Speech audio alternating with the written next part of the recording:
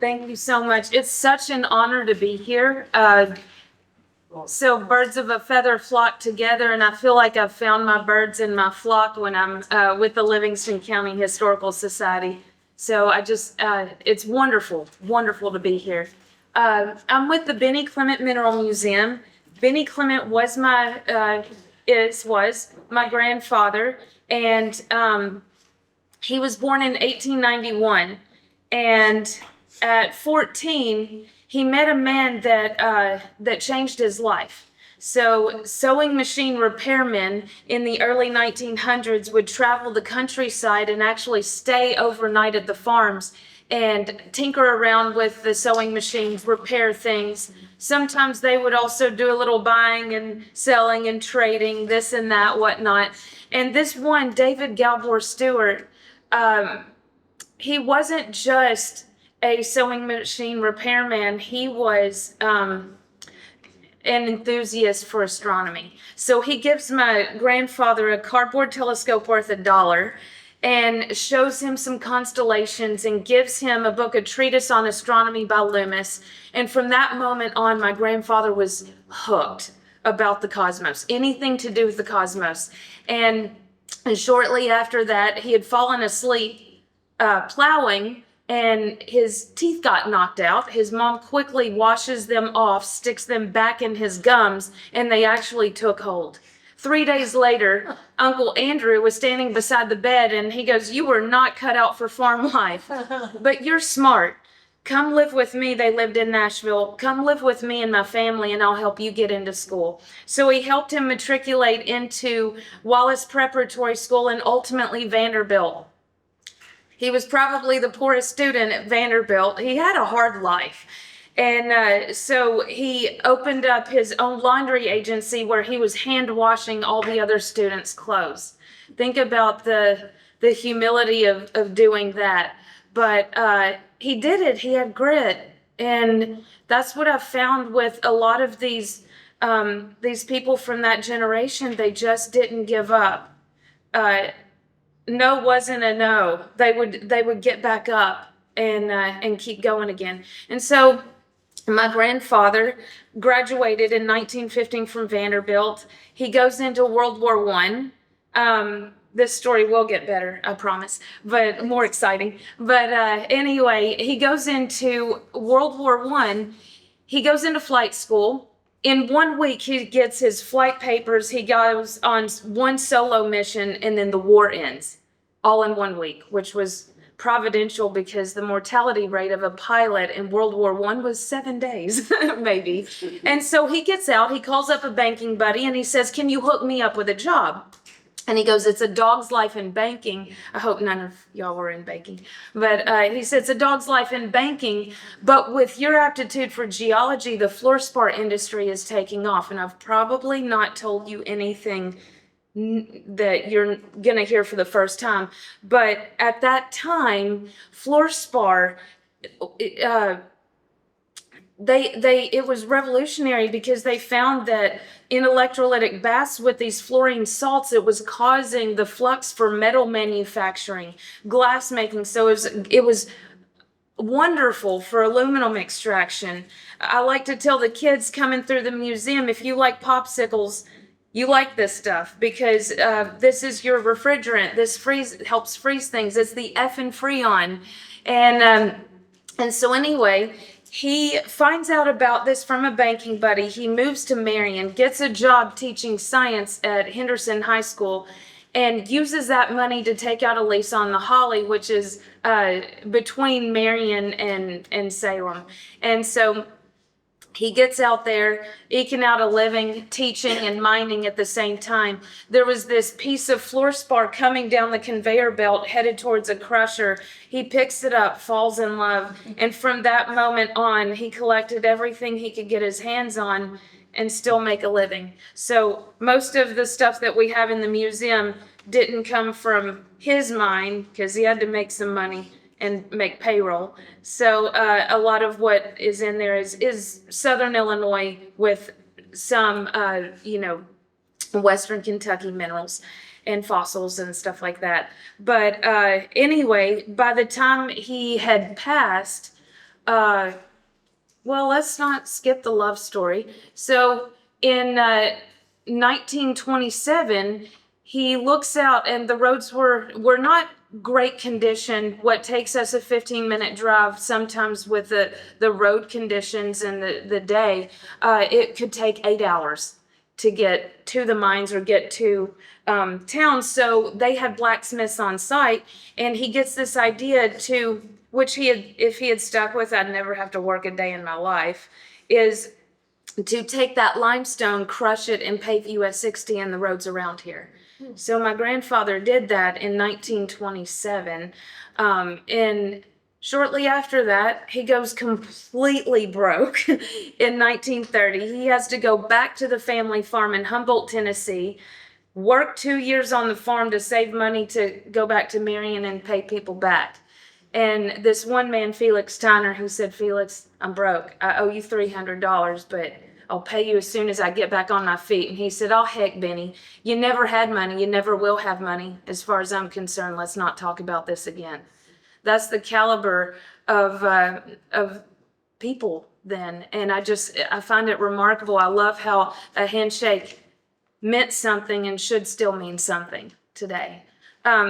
So anyway, he goes and into the Davenport mines, and he's mining, and that's when he really hit a lick.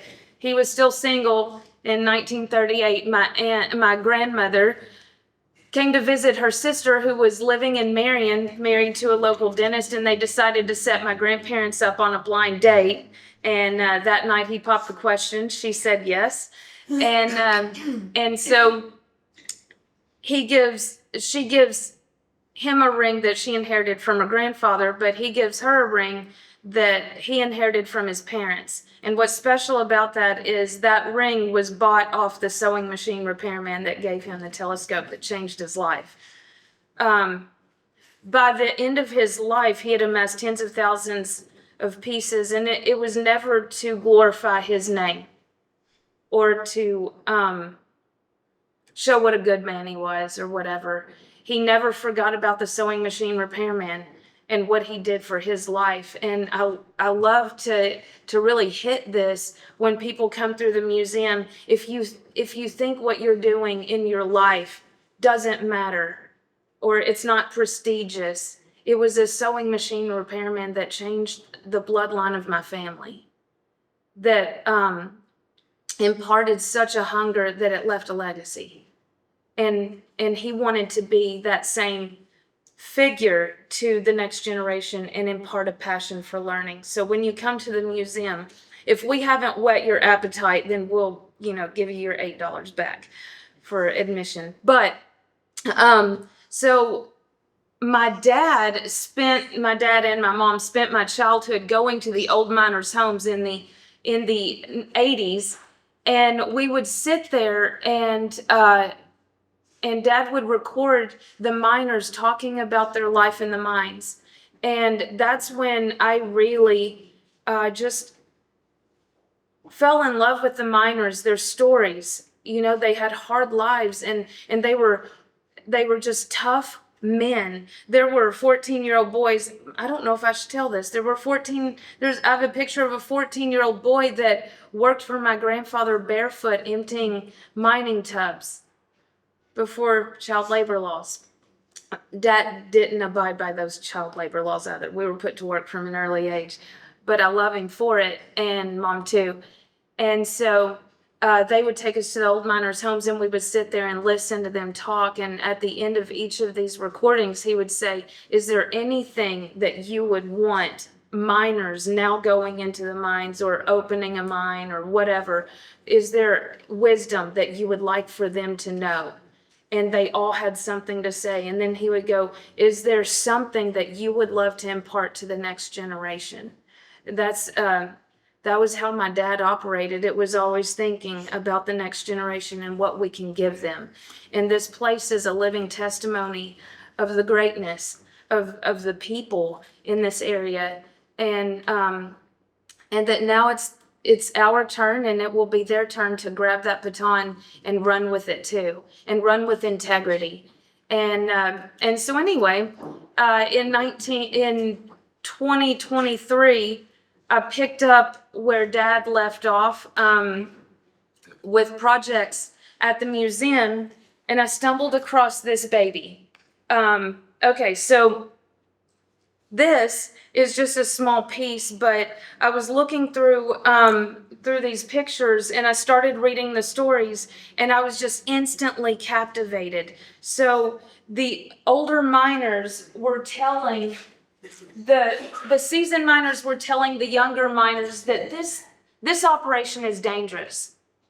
And this is about to give way. And if it does, your only chance of survival is to outrun this thing, run down the level, and get up high as you can in the stope and pray you get found. And that day, in August 5th of 1926, it happened.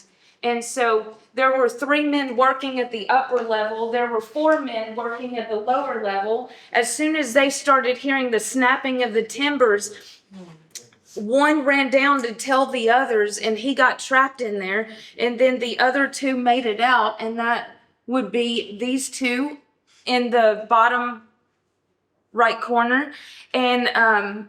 And so this happened at 9:30 at night. They only had 4 matches. They had already had lunch, so no one had water or food down below. So as soon as word got out, all the other mining companies suspended work instantly. They brought out the very best equipment. They brought out their best workers. People were working night and day around the clock to get these men out. They tried unsuccessfully 4 times to bring air into the stope so that they would have oxygen. It didn't happen. The drill kept deflecting off the rock.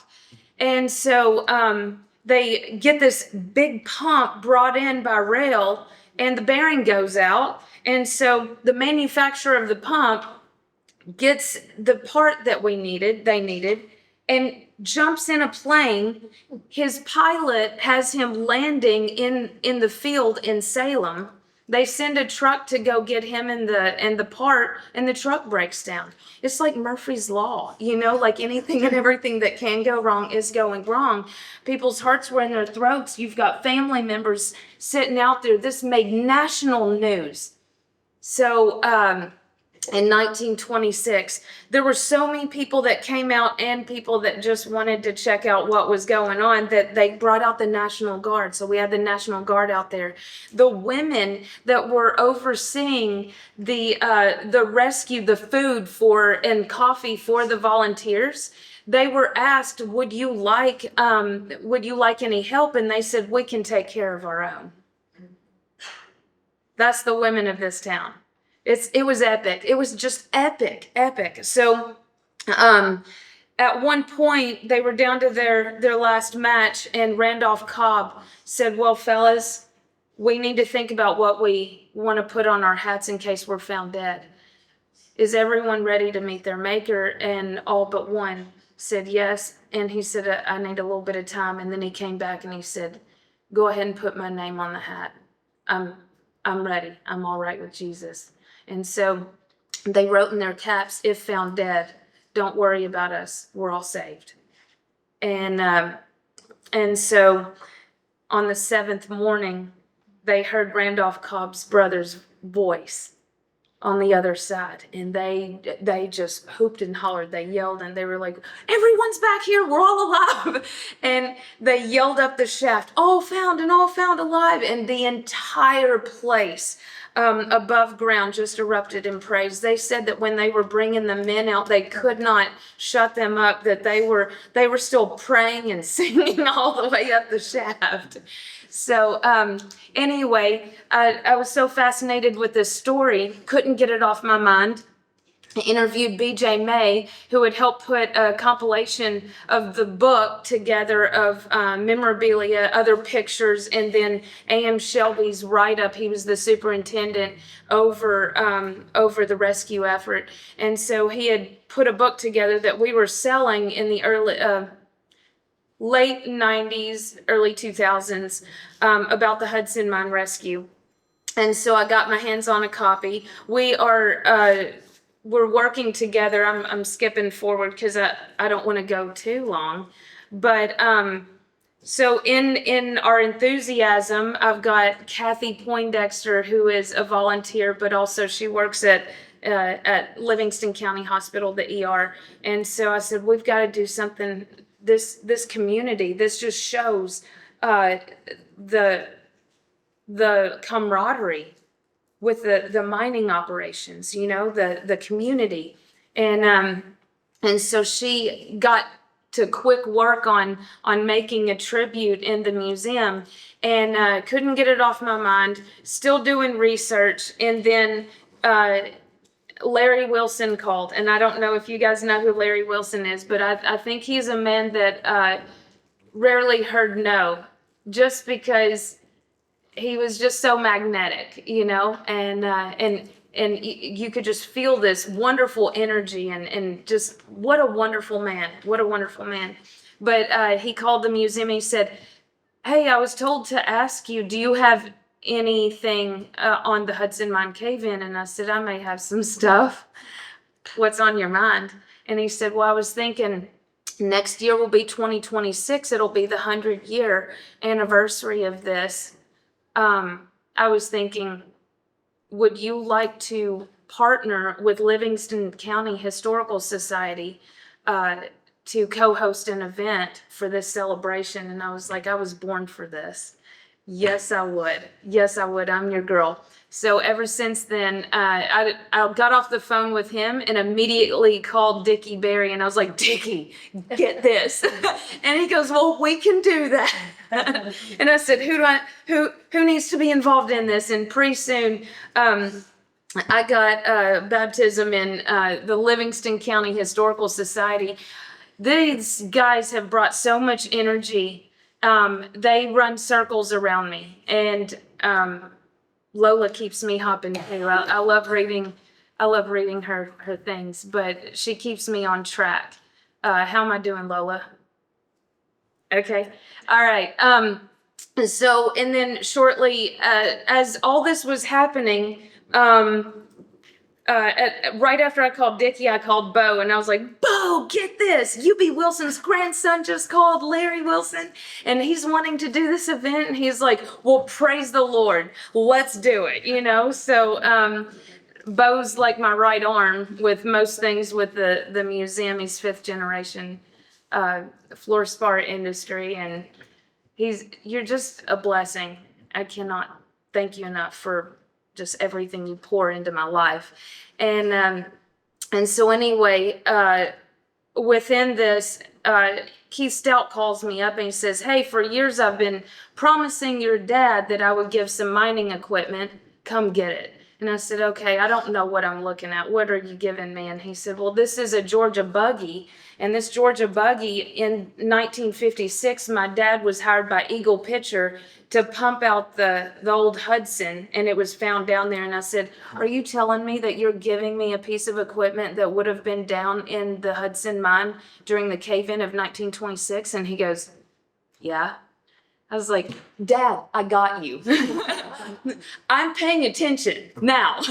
So anyway, if you have nothing to do and you would like to burn your day with us, we're going to have August 8th of this year. We're having the Hudson Mine celebration of this. We're going to go through 100 years. What has improved in mining safety over the last 100 years. We're going to have just an overview of emergency response and how it's changed in the last 100 years and how important the mining industry is to us. I had Jeff Thomas say over the phone, and it really resonated with me. He said, Andrea, everything we see and we touch is either mined or grown. And it's true. We would not have the lives of luxury that we have if there weren't people going down into these mines and getting this stuff. And so there's just a great appreciation. It's not only strategic, but it's critical that we have the mining. And so the museum, you should come see that. I can burn your day there too. If you want a shorter tour, don't ask for me. Ask for somebody else. But thank you so much for having me. I really appreciate this, and I hope to see you August 8th at our celebration. Thank you.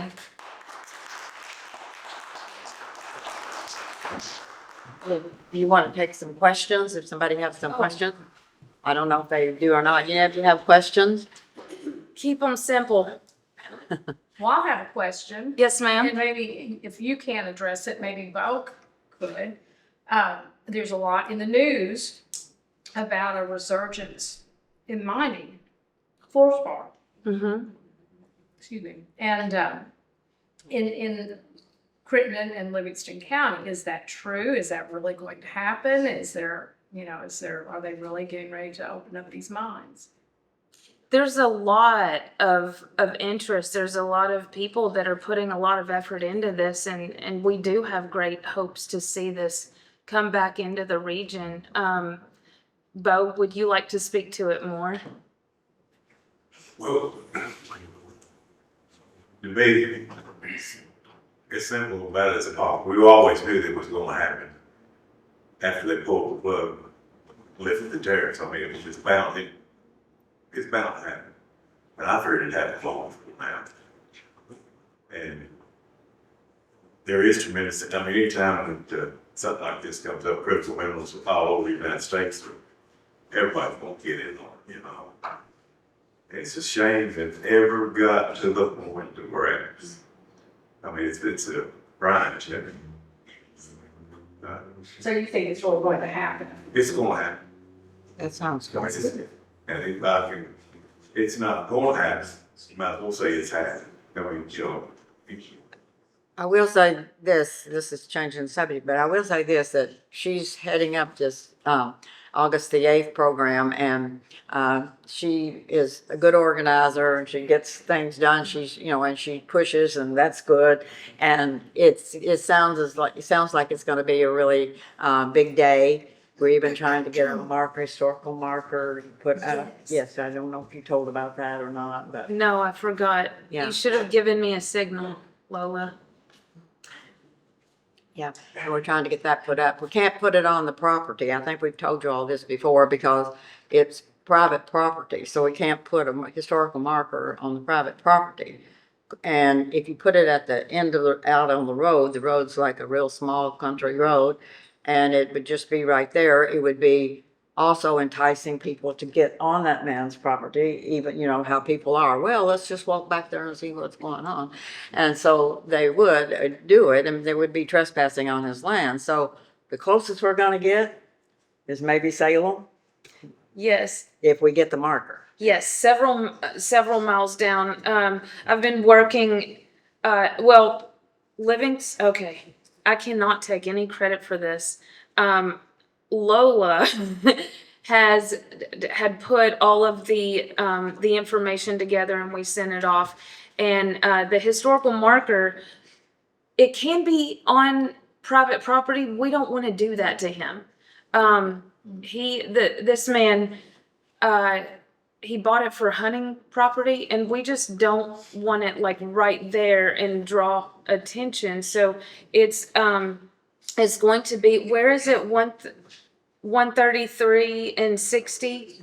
Yeah, like right in that triangle. And we're not going to put the address on there. I mean, anyone can Google it, but we're hoping that there won't be traffic out on this man's property. But guess what?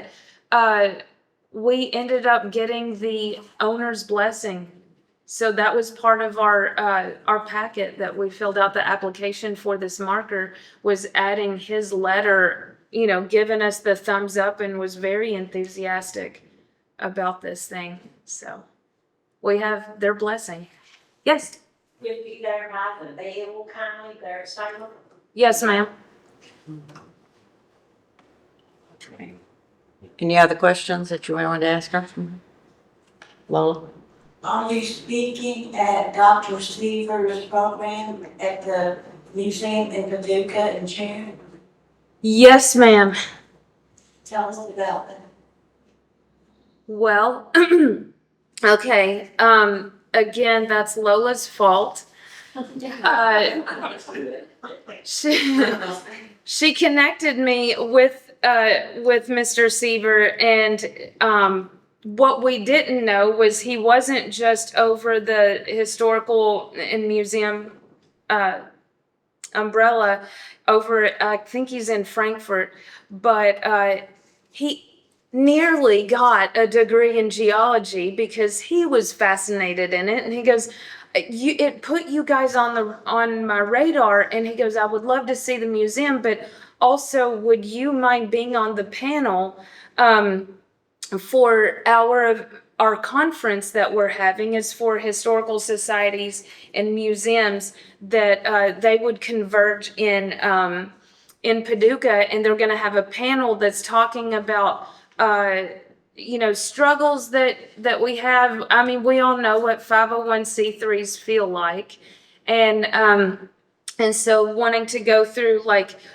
maybe issues that we've come across and how we've been able to overcome them. And there's still things that we need to overcome, but he said if we can have a panel of people talking about the challenges and then how you have found success around these challenges, that would be good for folks. And so I reached out to her and I was like, did you know about this event? You want to go? But yeah, that's all you. Thank you. When you say? That will be June. It'll be the Monday after the first full weekend of June, after our Gem and Mineral Show. I think, is that the 7th? Oh, yeah.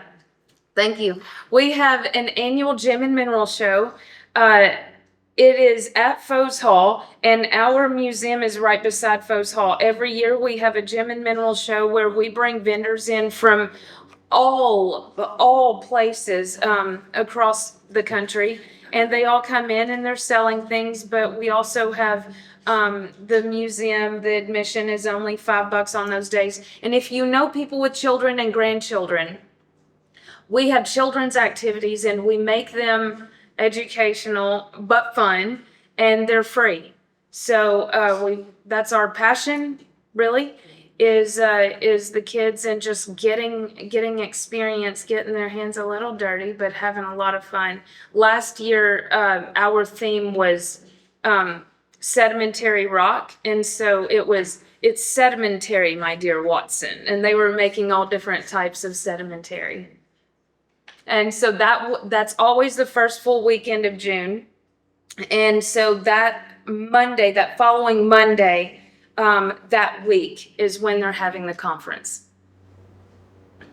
Can you introduce your mother? Yes. This is my mom. Mom, this is Nancy Clement. Introduce her. And she is probably my biggest cheerleader. And we are in the Fredonia Heritage Society together, Fredonia Valley Heritage Society together. We're active DAR members. We're active with the museum.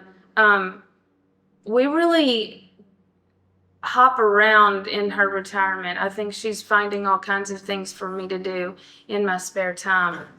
She could knock it off. But yeah, she's wonderful. So if you get a chance, please talk to my mom. How many of you have been to the museum? Well, you need to go back because it's changing. Yes. It's changed a lot. And she's got some really elaborate displays. The larger one that you were doing wasn't finished when I went the last time, so I'll need to go back and check it out. You were just getting the... Okay, so we had this petroleum geologist that came through the museum several times, and at the end of one of his trips, his tours, he said, I never married, I never had children, and I have collected on every continent. I've been to every continent. And his name was Charlie Rubel, and he said, I would like my collection to go somewhere safe. It's fantastic. And he said, would you guys like it? So some board members went up there, their jaws hit the floor, and they're like, yes. And so in 2024, he passed. In 2025, we inherited his collection, and that man threw in Persian rugs and artwork.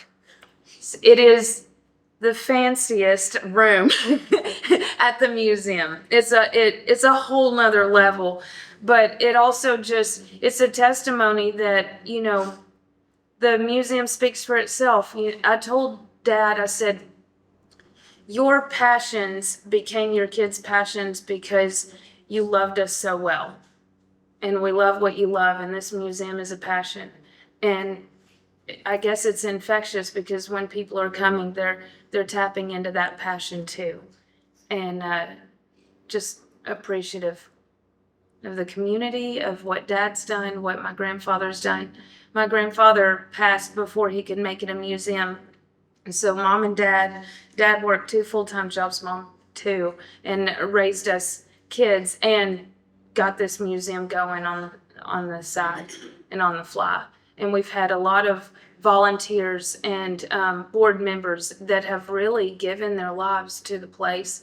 We've got the miners and the miners' families that when the miners passed, the family members contacted my dad and said, hey, come get the equipment. We know what you're doing. We want it to go to the museum. And so that's what you see. It's a testimony to the communities and the family members. What days of the week are y'all open? Monday through Saturday, 10 to 3. And we do appointments, call. Yeah, we do. We do birthday parties. So, we get school groups in, homeschool, whatnot. So we'd love to have you guys. The last time we were there, I guess was it last summer or something, we brought my husband's, one of his sons, they're from Minnesota. And she was got really excited. I didn't know whether it was gonna break down the car while she took out or not, but she took a bunch of rocks home, so you've got a lot of rocks in Minnesota now. It's really hard for me to go anywhere and not put rocks in my pockets. And I'll never forget, Dad was like, Andrea, why do you keep buying rocks? We have a museum. And he's like, because you put it on permanent loan to the community for educational purposes. And it's in my DNA. I got the disease, honestly. Thank you. Thank you. I should have